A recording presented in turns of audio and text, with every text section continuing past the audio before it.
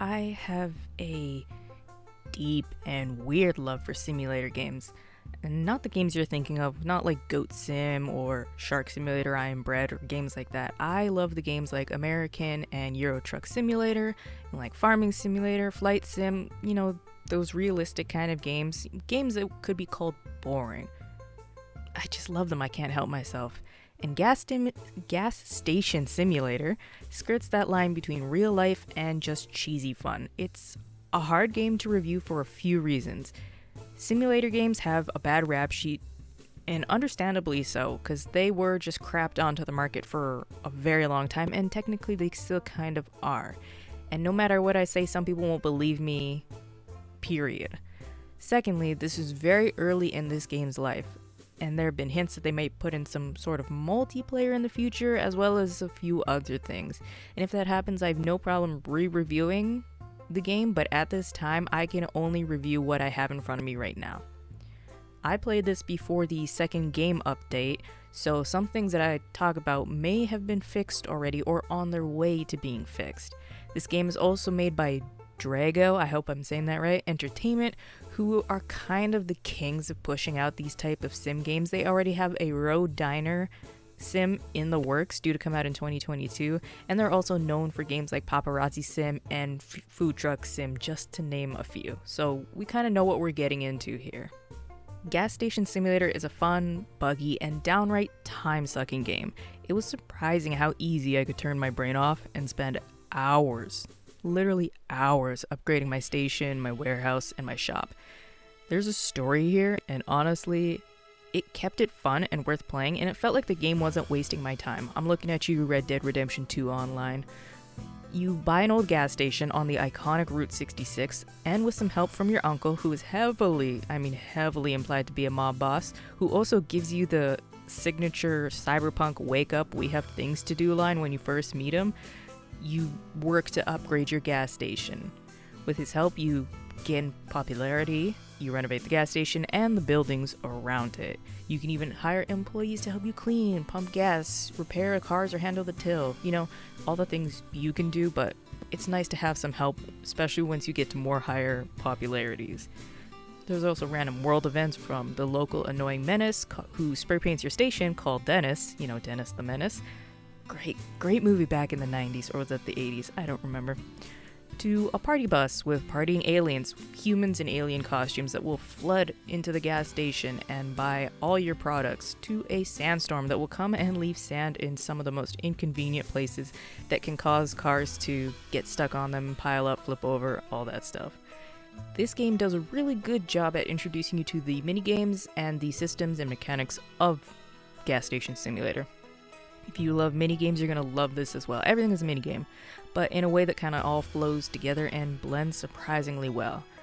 Now, while some of the achievements didn't unlock in my 32 hours of playing, I had fun.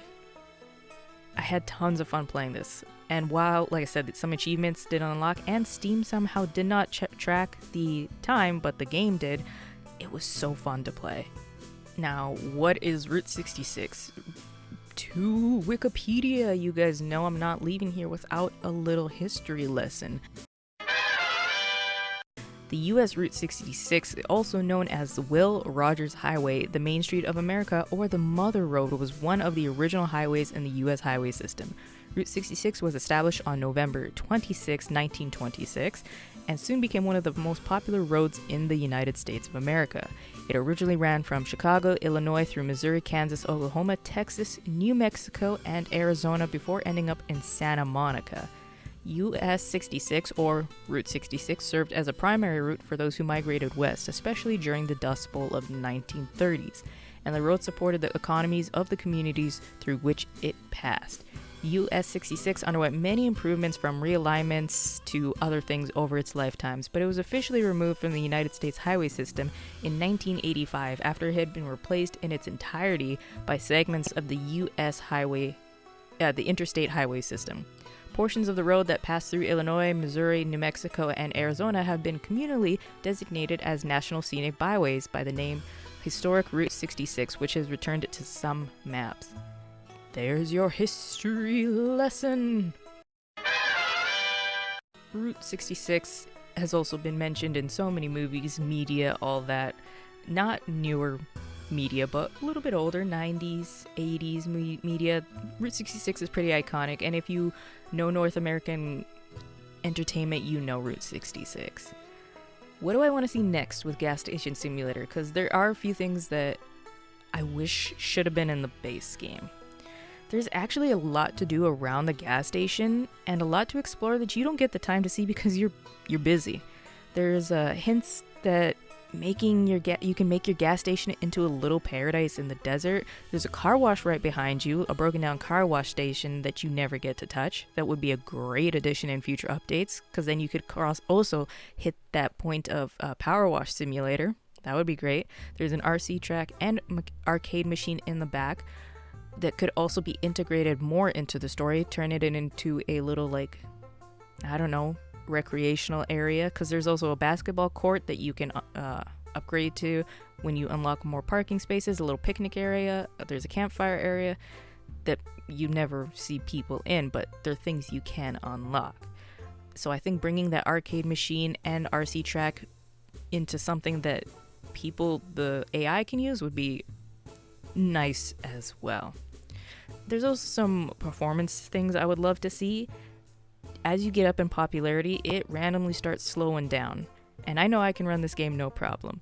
It's like it's having trouble with everything loaded into the area, and to be fair, it probably is, with almost everything being able to be picked up and moved around, and the amount of guests and cars that show up seems to overwhelm the game just a little bit.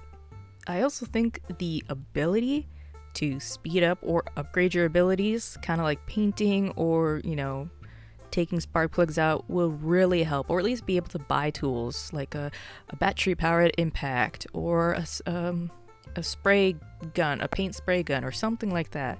And to be fair, it does look like in the future there will be the ability to buy more tools, but something like that, because unless you're like me that's going to sit there and have the time to spray paint every wall, and when Dennis comes, respray paint things, and when the wind starts breaking down the paint, respray paint them, there's got to be an ability to go a little faster, just for variety and player's sake. It really just feels incomplete in areas, yet detailed in others. It can be a buggy mess of people getting stuck, cars flipping and getting stuck, or if you turn off, close for the day or close whenever you need to get your bearings back, cars will stick around and get stuck. There's also the problem of things falling through the ground, like garbage, planks, things you're removing. Thankfully, there is a reset with an alien ship that comes by and abducts everybody and resets traffic, but it feels like this should have been worked out before. I'm not asking for a lot, I'm just asking for a better experience for people like me that aren't reviewing or playing it for content's sake. And towards the end, I really had to start using that reset now that I think about it. Every 10 minutes or so, I would try to keep the gas station open, for a very long time, and every 10 minutes towards the end, along with the game slowing down, I had to start resetting. The game just couldn't keep up.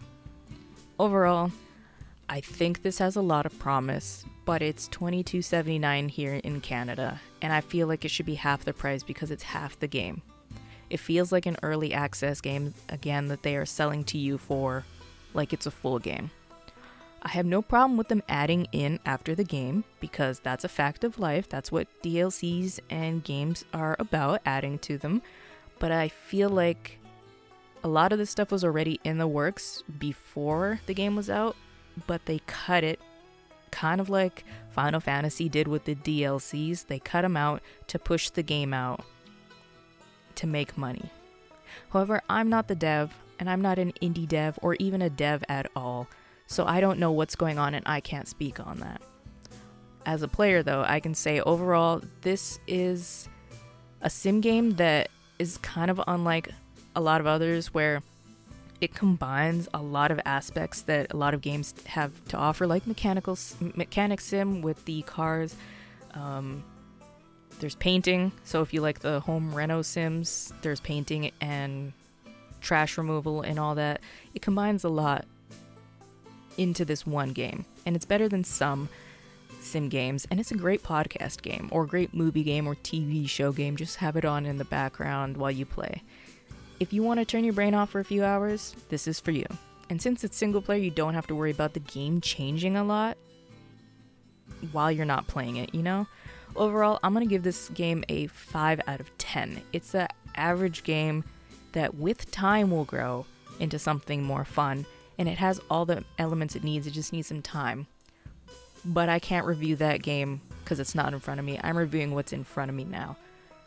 So if you like this, let me know. If not, let me know. You guys are awesome.